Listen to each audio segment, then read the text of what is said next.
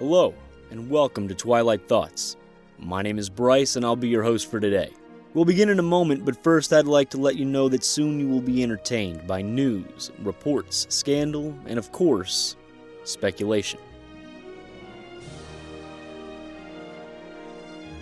Brice the Tower, we are ready for takeoff.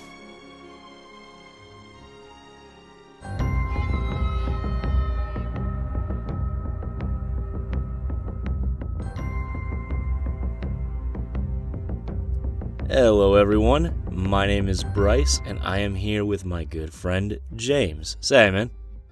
Good evening. And we are going to be talking about the Mandalorian. I am a big fan of Disney Plus. Let's just get our quick thoughts of Disney Plus out of the way real quick. So, I'm a big fan. There is nothing that I don't like about it. At first, it didn't have the ability to, resume here, already taken care of. Within the first month, it's already taken care of. It's solid. I like it. What about you, James? What do you think of Disney Plus? I seriously have absolutely no complaints. I think the value is definitely there. We all know that going to Disney parks is not the cheapest thing in the world unless you're an actual pass holder. Me being from Tennessee, it's you really take it for granted when you normally would be in Florida and you could just hop in your car and go drive up there in 3 hours, you're there. But having the ability to watch all those movies and have all that content, especially all those old cartoons that we grew up on, you just can't beat that value. And everything's in either 1080p or 4K. The picture quality is phenomenal. Oh, it really is. It is really, really nice. Now, you're talking about the old cartoons. Have you gone back and watched any of the old Mickey cartoons? I'm so glad you asked. Yes, I was watching the old Mickey, Donald, and Goofy cartoons, in particular the Goofy ones. I forgot how hilarious they were. I was just busting out laughing the whole time. I thought it was gonna be like, I might get a giggle out of me or something, but no, it was hysterical, especially when there's one and he's like working out or something, and he's just getting launched in and out of his apartment. He's just falling through and trashing other people's apartment. It's hysterical, but it just shows their humor is timeless, and that's not the easiest thing to do, but it all goes back to the talent that Walt Disney had found, and he saw something different that people didn't see in themselves, and that's a true gift. It'll never be copied again. Absolutely. And the thing is that, with humor especially, like you were saying, to find something that's timeless humor-wise is extremely difficult. So, good on him, Absolutely. I went back and I was watching Steamboat Willie. I had seen it before, but I haven't seen it in a long, long time. It is so mean-spirited. It is hysterical. Yeah. Oh my god, the abuse that Minnie and Mickey put on these poor other animals is hysterical. I could not stop laughing. It's a darker humor that you probably couldn't get away with now, but that's what makes it unique. And in living in such a lame society where people get offended so fast, it's nice to watch something that was like, okay, this is real humor. This is what everybody should find funny. And if you get offended, that's on you. Who cares? Right, exactly. Mickey was a scamp. Yeah, the one where they go to the haunted house and there's a bunch of ghosts there. I was cracking up. It's Mickey, Donald, and Goofy, and if you can find that one, I forget what it's called, but I was laughing the entire time. It's just hysterical. But at the end, they scare the ghosts away because they get covered in like paint or something, and the ghosts are like, "Oh my God, it's ghosts!" and they all run out of the house. It's pretty good stuff. That's funny. Well, I mean, now that we've talked about Disney Plus a little bit, James, dude, this is the first time you've been on my show since I've rebooted. Why don't you go ahead and introduce yourself, buddy? I've known Brice for a good long while now, probably like 7-8 years. I used to live down in Naples, Florida, but me and my wife, Carissa, we moved up to Tennessee in 2017, and been here ever since. We absolutely love it up here, and we got a little girl. She's 15 months old. Her name's Vivian. She's absolutely beautiful. So hopefully everybody gets to see what she looks like. You can go on, follow me on Instagram or Facebook, that kind of thing. All right, dude. Well, you want to go ahead and get into it then? Got my bathing suit on. Let's dive right in. Nicely done, sir. You really are a dad now, aren't you? You got those dad jokes going, right? Yeah. Oh, it's pretty terrible. All right, man. Well, we are here to talk tonight about The Mandalorian Episode 1, simply titled Chapter 1. It had a 39-minute runtime, and it was directed by Dave Filoni. So, real quick, The Mandalorian is played by Pedro Pascal, and you have a recurring character of Greef Karga, played by Carl Weathers. And for the first 2 episodes, you have a recurring character named Quill, played by Nick Nolte. Yeah. I have spoken. All right. So, I gotta tell you, right off the bat, I was sucked into this show. I mean, it opens with this little dude getting harassed, and then a fantastic fight scene. I mean, you're less than 2 minutes into the show, and you already have an action scene. Which is good, because you don't have a whole lot of time in these episodes to get anything on screen, because they're short. They are quick episodes, you know? Yeah, there's not a lot going on as far as building much of a plot. It just goes straight to the action, which I was fine with. Exactly. We already know these characters, essentially. You know what I'm saying? We know the bounty hunter stereotype. We know the world of Star Wars, because this is happening in between Return of the Jedi and The Force Awakens. So they're assuming that we have at least some knowledge of the Star Wars universe at large, right? Absolutely. And I feel like this is one thing that Disney has done, that not only are they taking a huge gamble, but they're also playing it safe in other things. With the plot, I think they're playing it really safe. With what they're doing on the show, it's pretty ballsy as far as like what they're showing. I mean, dude straight up gets cut in half by a door in the first episode. I was not quite expecting that, but I was like, okay, I guess we're going there. So well, here's the thing. We saw that in the trailer. And I was like, that'll happen later. First 2 minutes of the show, I was like, oh, okay, so we have a lot left to know about what's going on in this show. Absolutely. It's terribly exciting. Mm-hmm. Yeah, he's definitely a Lone Ranger. It's pretty awesome just to see just a side character like this, and just show that they can expand that universe, because it's a humongous universe, and they always just go with the Skywalker saga, and it sometimes right. it just, you know, we all love it. I'm a diehard Star Wars fan, but it's like, go somewhere else. I mean, there's like literally like 100 Star Wars books. You can go anywhere you want, and I feel like this is Dave Filoni and Jon Favreau at their finest. They know those stories, and they're delving into them and making it a story of their own. But I think it's a smash out the park. There was nothing I didn't like about that entire episode. Well, even once we do start getting plot, and we find out, oh, okay, this little blue guy is actually a bounty, and the Mandalorian's taking him in, well, then really quickly after that, we get another action scene of one of these giant monsters and beasts Yeah. just coming up out of the ice and attacking his ship. Which, it doesn't last for too long. But dude, think about this. It was less than 6 minutes into the show and we already had 2 pretty good action sequences. You know what I'm saying? Yeah. So, for me, I'm seeing this and I'm like, okay, I can have confidence going forward that this is going to not only be a story-driven show, but it's going to have good and well-shot action.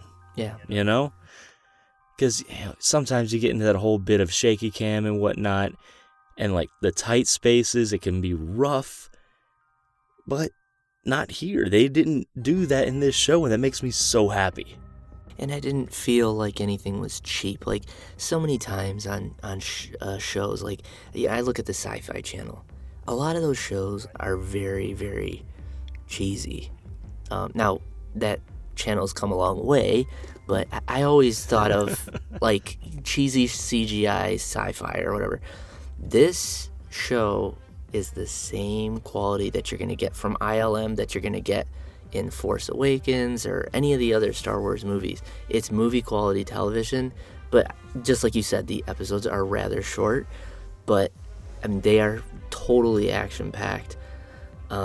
Did you by any chance know who that blue character is?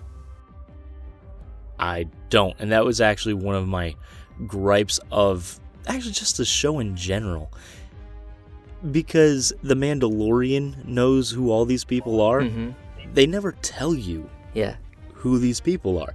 Like Kuil, the Nick Nolte character. I had no idea what his name was until I looked it up on IMDb. Because as far as I know, they don't ever mention it in the show. No, they don't. What I do know about the blue guy from the Bounty, I recognized his voice, and I couldn't figure out who it was. It's Horatio Sands from Mad TV. Is it really? Yep. Wow. How did I miss that? I love Mad TV. Horatio Sands is awesome. Yeah. So, but I love the way he, threw him into the frozen carbonite, and you see that's just kind of a way that they transport. I mean, he asked them, hey, I can bring you in warm or I can bring you in cold. I mean, it's definitely got that Western feel to it. It's unique. It's definitely unique. What did you think of that scene? The carbonite scene? I loved it. Because dude, me too. That whole shot played out to me like a horror movie. Absolutely. You know what I'm saying? It was really tight on the Bounty, and he's flipping through these different people in carbonite. I'm assuming they're his family, or at least people he knows. And he's like, I'm not making it there, am I? He's like, nah, you're not. I'm not gonna see my family again, are you? Like, talk about a hook for a show. Mm-hmm. You're like, oh, okay, so the Mandalorian is actually a very intimidating and imposing presence. Not just because he has this reputation, but because he is. You know what I'm saying? Like, he is a monster. And, you're not going to really find much out about who he is until, like, later on in the show, which I'm fine. I don't like it when they just, dump the entire story on the first episode. It's like, I do want to be strung along a little bit, so there's some sort of curiosity, and I think they're doing that very well with this season so far. I love it. And the way they do the cinematics and the score, there's such an awesome balance, and it kind of pieces you together where you know where they're gonna be at with the score. Especially when he's... Talk to me about that score. It is so good. I didn't know that the guy that did the score for Rocky came back to do this score. So that's where it's kind of cool that they had, Weathers in this movie, because obviously he was Apollo Creed, and it's just like... I thought that was just so cool that they had that. But when you listen to it, you can hear and pick up those kind of Rocky... tones to it. It's interesting, but they also put like kind of a synthesizer when they get out of planet and into space, and it was cool. What did you think of Carl Weathers as the bounty broker? Because he was very believable to me. You know what I'm saying? Like, he came across as like, I have been doing this for a decade now. I know all of these other bounty hunters, and this is my job, is to provide them bounties. Like, it felt very good, you know? What I liked is the whole idea of this show is it's like, you know, we always think when we're kids we're going to watch like Return of the Jedi, and we're going to like, oh yeah, you know, the rebellion saved the world or the universe and stuff, and everything's all great. This is an awesome show because it shows that, yeah, no, not really. Like, you know, there's still some problems, and things weren't left perfectly, and this new republic is not perfect. So, you know, maybe finding work as a bounty hunter is the only way to get paid, and because there's Imperial credits, that's not the greatest pay. Imperial Army obviously collapsed, so those credits are worth like next to nothing. So it's like you see Carl Weathers throwing him over some Mon Calamari you know, currency, and it looks like, you know, sushi or something. But I was like, what the heck is that?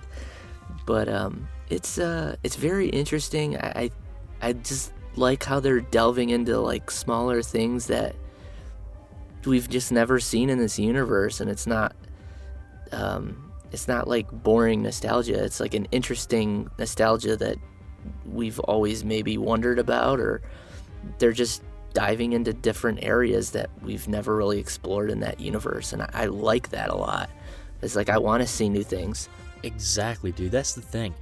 You know, nostalgia, people view it sometimes as like a dirty word, but it doesn't have to be.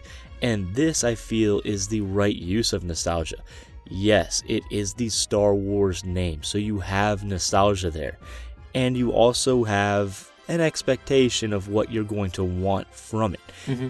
But then you have to rely on the showrunners and the writers and all of them to come up with something completely different. And they have. It's an entirely fresh story in a package that feels familiar. Yeah. And that's what you need to use nostalgia for. That is perfect. It is the perfect use of nostalgia, in my opinion.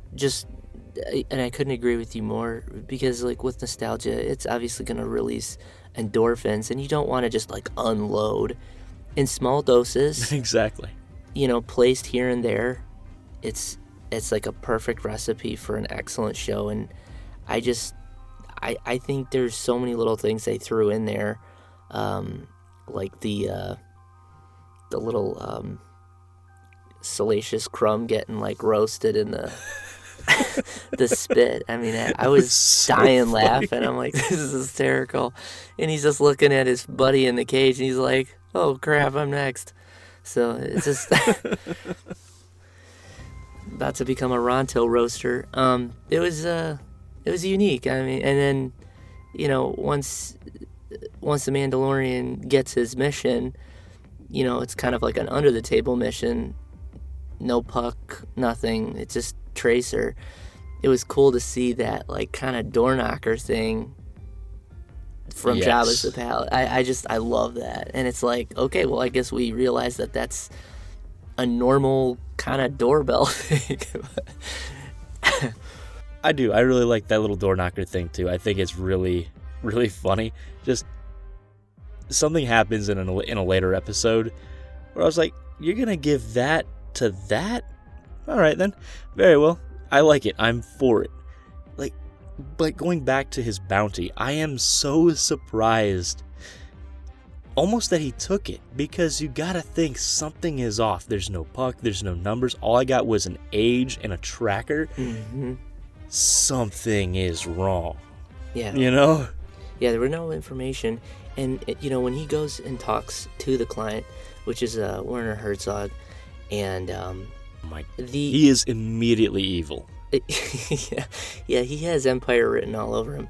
Oh yes. But what was a very interesting fact that was pointed out, not by me, but obviously the internet of all things.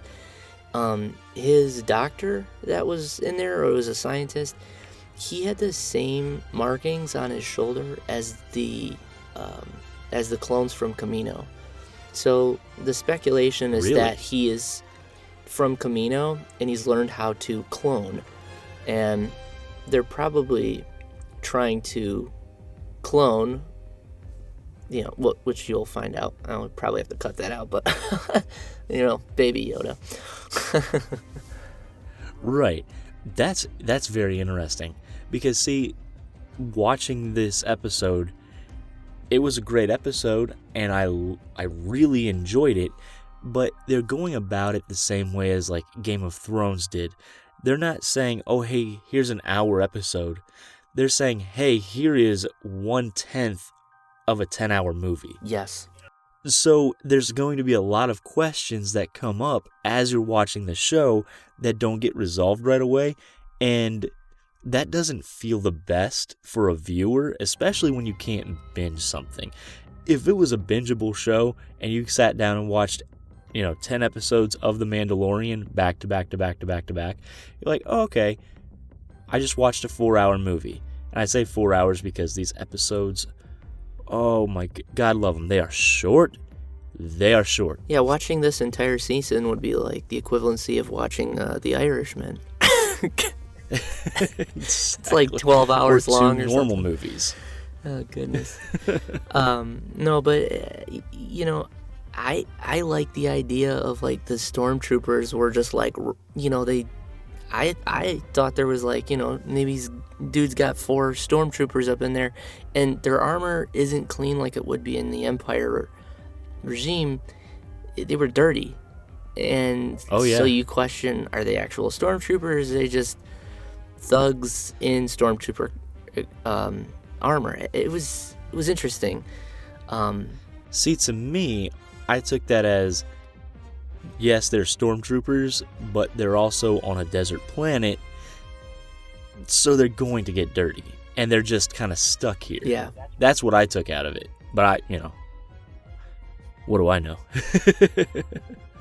When he actually leaves and he gets to that planet, this is like probably going to be the first time that I've ever seen Star Wars not really show you which planets are which. Like, that's kind of At all, you mean? Like... Yeah, they don't tell you what planets they're on or anything. So, and I don't mind it. It's like, yeah, it's good to know that, hey, guess what? We're in the Outer Rim. We can go anywhere the heck we want. And Which is fine, but let me know where we are. Because I gotta tell you, man, starting this show, and then even once he goes to the second planet to start his hunt for his mark, I'm like, come on. Another desert planet? Like, there has to be other planets in the realm of Star Wars than just desert planets. No, I'm afraid there's only 32 Tatooines. Well, and that's exactly what this planet felt like. It felt like a Tatooine. It felt like just an extension of Mos Eisley. Yeah. Mos Eisley 36A. Exactly. So, like, that was pretty frustrating. And I wished they hadn't done that. You know what I'm saying? Because even at the start of the show, when it opened on the ice planet, I was like, awesome. That looks really cool. Like, you have some great imagery options here. Mm-hmm. You have a lot of stuff that you can do. And you have a lot of great imagery that you can do on a desert planet as well. But we've seen it. And so many times. Oh, come on. There has to be something else we can look at. Yeah, I just wonder sometimes if they're only picking, like, desert planets, so, like, people with drones and crap can't come and, like, record them because I have no idea where they're filming at. Because it's like, it's not like you can go start recording in downtown Chicago. It's like you'll have a billion pictures of it online. So, yeah, let's go into the salt flats of, Utah and record a couple shots or something. I don't know where the heck they film at. I know, when they did Tatooine and stuff, that was in Tunisia, I think. So they're always like extremely remote areas and stuff. But when they actually get to the planet where he's picking up his bounty, That looked exactly like Tatooine. Yes, it did. Like the same building structures, the same architecture. Yeah. It was aggravating. However, I will say this planet, whatever it was, had something that Tatooine never had, and that was Quill. Yes. Dude, that guy is awesome. I love that guy. He's so funny. Just, I have spoken. And that's it. Well, okay. If he's spoken it, that's what it's going to be. You are a Mandalorian. You should be able to mount that. Your ancestors did it too. And then he just hippity hops up on there and starts riding this giant tick-looking thing. I don't know what the heck that was. It was a blurg. A blurg is what it was called. But see, like a blurg in like when you're playing Star Wars Battlefront, a blurg is a gun. So I'm gonna tag that thing. Oh, really? Yeah, I'm like, did they name it after this thing? They're goofy looking. I gotta tell you, there was something that happened in that scene that you were quoting that ripped me right out of the show, and it ranks up there with bad sci-fi, almost at the top. Dude, why is there a creature called a mythosaur? A mythosaur is such lazy naming. It's right there with unobtainium from Avatar. Yeah. Unobtainium and mythosaur upset me so much because both of these worlds, Star Wars and Avatar, as much as I didn't like Avatar, I gotta give it to it. It's very creative. Yeah. And so when you have something like unobtainium or mythosaur, it's so lazy. It's just like, whatever. This doesn't matter. Come on. Like, now I'm somebody who's never read like the extended universe or anything like that. So imagine my sadness when I find out that this awesome skull that's been on Boba Fett's armor, that's hanging above the door over to the Smith area in their little coven area. Yeah. You know what I'm saying? It looks so awesome, and it comes from a mythosaur. Oh, dude, it actually upset me. Like, just to give you guys a little bit of, breaking the magic. We are recording this on December 3rd, which is literally almost a month after this episode came out. And this anger is genuine. Like, it's not put on. I'm very upset about it. I know there's a little bit of backtracking, but when he goes to meet the client and he gives them like that Beskar, I have to be honest, I'd never heard of Beskar before. Had you? Me neither. Okay, so all right, so I just wanted to make sure I wasn't. Apparently, it was an extremely precious metal for the Mandalorians, but that whole. Well, apparently, it's what their armor's made out of. Yeah, which was really interesting. I loved watching him go down to the coven where the armor was at. It kind of reminded me of Destiny, if you've ever played Destiny. Right. Like, you can go get your armor upgraded or your guns and that kind of thing. And it was just, I thought that it was going to be somewhat like an RPG, where each episode he'd get a piece of armor and... Dude, that's exactly what I thought. I was like... That's exactly what I thought. I was like, oh, sweet. And then it's like, maybe after like a big boss or something, he'll get like a chess piece or something like that. And each piece will have like some sort of ability. But it was very interesting when they, smelted it and all that stuff. It's just very, very unique. And I can't say I've ever seen that on a show. Well, it was a great way to show backstory. Yeah. You know what I'm saying? Is him almost going into a trance and just thinking about all of this stuff that has happened to him while he's watching his armor piece be made. I thought that was really cool. Oh, it was amazing. I thought it was a jumbled mess. You know what I'm saying? Like, you can't really follow it. And I think that it will become clearer as the shows come out. Oh, absolutely. But is what it is. Like, for what they have right now, I thought it was great. I was like, all right, cool. That was was a lot of fun. I liked watching that, you know? And what's cool is, like, you know, once he actually gets onto this planet, you see that, you know, in the opening scene, dude just cleans house. I mean, he just goes into a bar and just wipes everybody out. When he gets to this off planet, you realize he's kind of imperfect and he can kind of get his butt kicked every once in a while. And I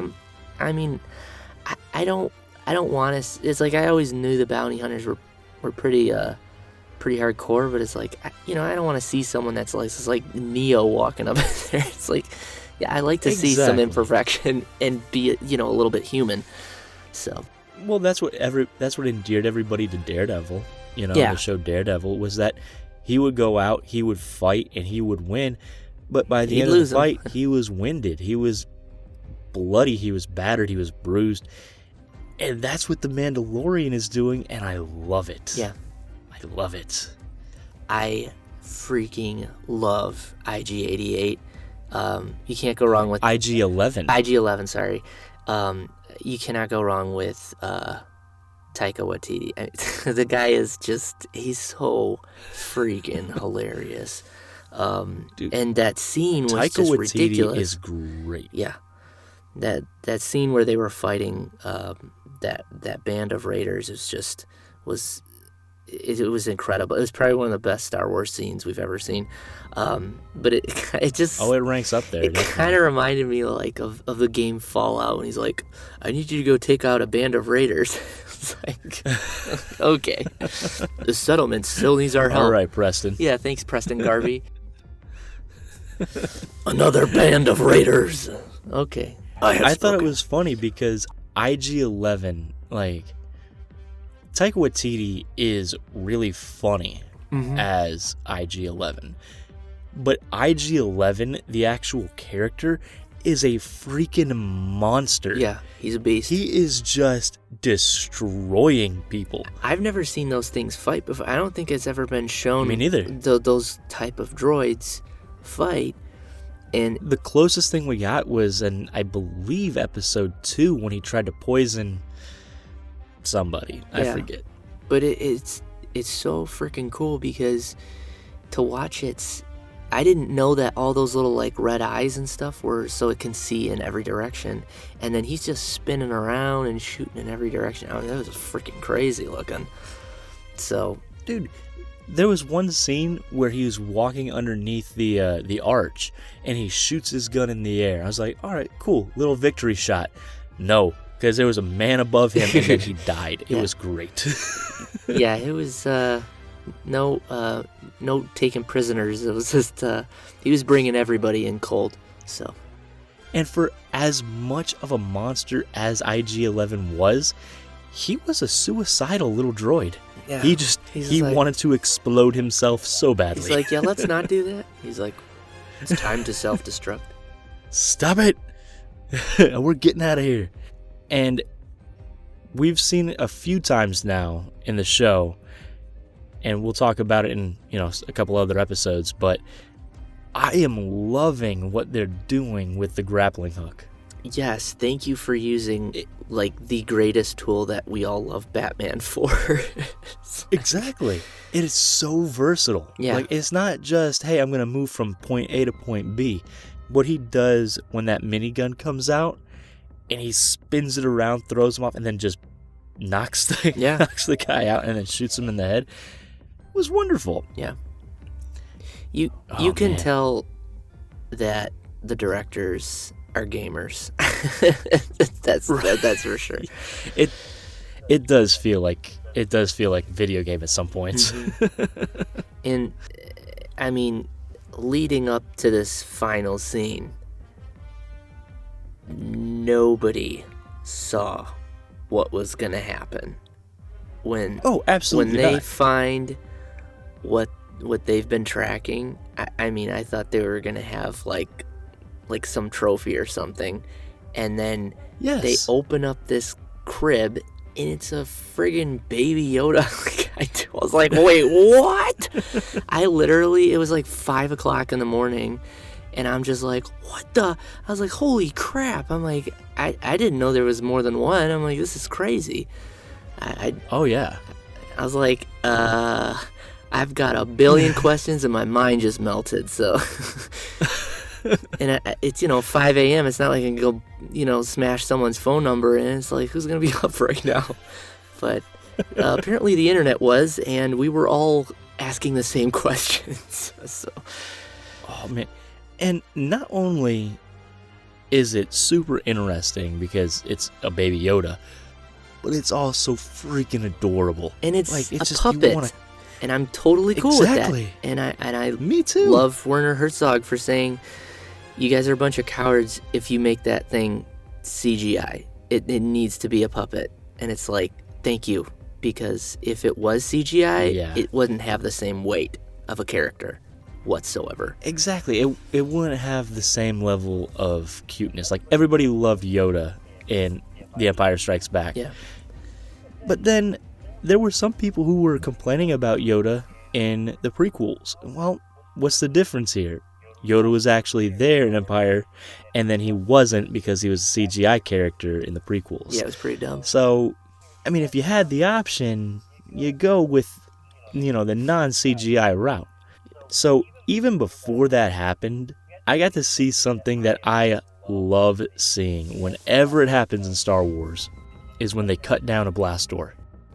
It makes me so happy. It's a very gimmicky thing, I know, but I love it. And I was like, oh man, there's not going to be any of that in this show because there's no lightsabers. Yeah. Don't worry, we have a minigun. We're going to take care of that. I was like, yes. This door needs to go. Now, let me ask you a question. They show you Baby Yoda, and then they show you IG-11, and he goes, the client said the asset must be eliminated, and then there's a gunshot. Did you think for a second that he shot Baby Yoda? I did, well, because I didn't see the Mandalorian's hand, I was like, okay, I guess they're really going dark on this one. This is like straight last scene of Rogue One, but... Same for me. I thought they shot him too. I was like, dang, man, he's a baby. What the heck? And then... I mean, he's 50 years old, but he's still a baby. I mean, you just shot Benjamin Button, dude. And then you just see IG-11 like clank on the floor, and you're like, oh, all right, well, it looks like Mandalorian's got a bit of a moral compass here. And that's what I like. I like that even though he is a bounty hunter, he's not just all for the contract, kill for the contract's my life. He has his own compass. He has his own thoughts on things. And when he's presented with something that he feels is morally wrong, he doesn't complete the task. I think that's great. Even when he was trying to, pay Kuil to, hey, you help me, take some of the money. Yeah. He wouldn't. That just shows that he's not as cutthroat of a bounty hunter as you might expect he would be. Especially coming from the Mandalorians, who are renowned for their viciousness, Yeah. Stone Cold Killer. Exactly. And I like that. I like that in the character. I think it obviously makes him more approachable and makes him more human, and I'm good with it. I did not want that episode to end, and when it ended at like 32 minutes, I was slightly disappointed because I'm used to the length of like maybe a Game of Thrones or Stranger Things is going to be about 50 minutes or something like that. It was like 32 minutes, and I'm like, excuse me, what? It's over? There's no way that this is over. And I'm like, I've got so many questions and I need to see some answers. And they're like, well, the next episode will release on Friday. And I was like, well, I guess that's not so bad. Not only are the episodes super short, 30 minutes, whatever, but then they're releasing weekly, which is even more frustrating. See, now, just to add on to that, where Netflix really ruined movies and television for everyone, I like that Disney's kind of taken a bold stance and saying, yeah, well, screw Netflix. So, we're gonna go back to basics and we're gonna do it released weekly. I like that because it gives people that have not seen it a chance to catch up. It gets you a chance to talk about it. Like I talk about it with some of my coworkers and that kind of thing. And it gives you something to talk about for a while. There's nothing more annoying than, hey, guess what? Stranger Things came out and someone just literally binge watched the whole thing, drops every single spoiler known to mankind on the internets, and you're just like, dude, seriously? Like, you can just like wait a week or wait a couple weeks. It's just really, really annoying. So, not to say that this show isn't like spoiled like no one's business on the internet, but it's like I watch it as soon as it comes out because it's like, this crap's not gonna get spoiled for me. And it's the same thing with Rise of Skywalker. I'm gonna make sure I see it as quick as possible because I know how stupid people are, and they think it's funny to spoil movies for someone. It's like, you're a terrible human being and you deserve to be thrown into a Sarlacc pit. I don't disagree with you. Like, it's really frustrating. I have tickets for the first showing that I could get for Rise of Skywalker, so excellent. I don't have to worry about that, thank God. Good man, smart man. Yeah. All right, now, we're not going to go into this every episode, but seeing as it was the first episode, and I did not expect them to do this, the credits are long. They're like 5 minutes in every episode. So to entertain us, they have added concept art which I to love. the credits. I think it's a brilliant idea. So much. Oh my goodness. And the concept art is exceptional. It's beautiful. Yeah. It's something that I would put on my wall. Absolutely. Honestly, I love it. And plus they play back the score again. It's like the score for this show rivals like Westworld, Game of Thrones, Stranger Things, The Crown. I mean, it's so good. That score is so good.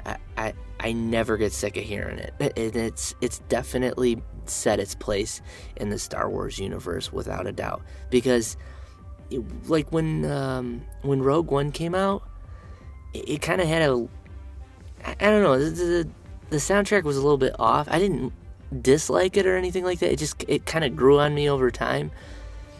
But this show has got such an awesome soundtrack. I love it. I mean, as soon as I hear each song, I get like chills. Well, I'm also happy that they didn't feel the need to go in there and go, all right, we're making a Star Wars show.